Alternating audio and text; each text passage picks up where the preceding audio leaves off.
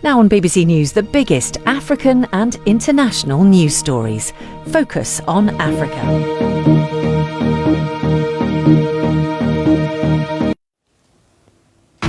Live from Nairobi, this is Focus on Africa on BBC News. Our top stories. President Museveni says police bonds, which is their right to release suspects until they complete investigations, should be banned. But he faces a backlash from lawyers and political opponents. Meanwhile, burnt clothing still litters the floor, with traders trying to salvage what they can after a devastating fire at a large market in central Accra. And also coming up in the program, revisiting a BBC Africa Eye investigation that had uncovered the abuse of African women working in Oman, with harrowing testimonies from those affected. But has the situation changed? The most difficult thing that made me desperate to escape was the boss forcing me to have sex with him. It was so painful because I had no way to say no. And challenging stereotypes. From the BBC 100 Women series, we hear from journalist Hinda Abdi Mohamud, who leads Somalia's first and only all-women media team, Bilan Media.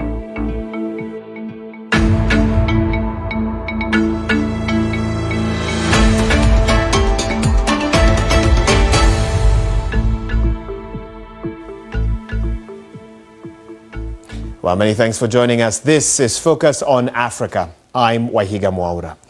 Let's start in Uganda, where President Yoweri Museveni's directive to ban police bonds for criminal offense suspects has sparked fierce criticism. In his New Year's address, President Museveni ordered the police to stop issuing bonds to suspects he referred to as, and I quote, village thieves, citing the need to combat rising crime, especially in rural areas.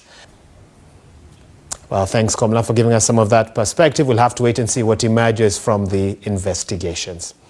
Komla Dom there, BBC West Africa's correspondent. And still to come on Focus on Africa, how female-run Bilan Media is defying stereotypes and challenging taboos in Somalia.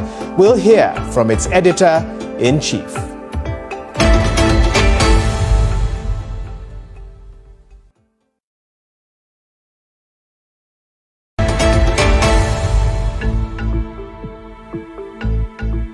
Welcome back. You're watching Focus on Africa. A BBC investigation has revealed extensive abuse of African women working in Oman as domestic servants.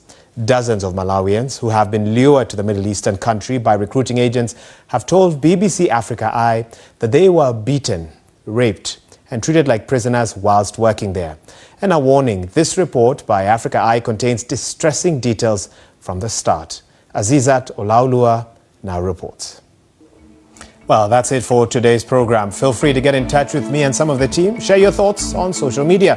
Catch me on X. I'm at Waihiga Mwaura. Also check out at BBC Africa for news updates. Well, that's it for the program. From me, Waihiga Mwaura, and the rest of the Focus Africa team, goodbye for now.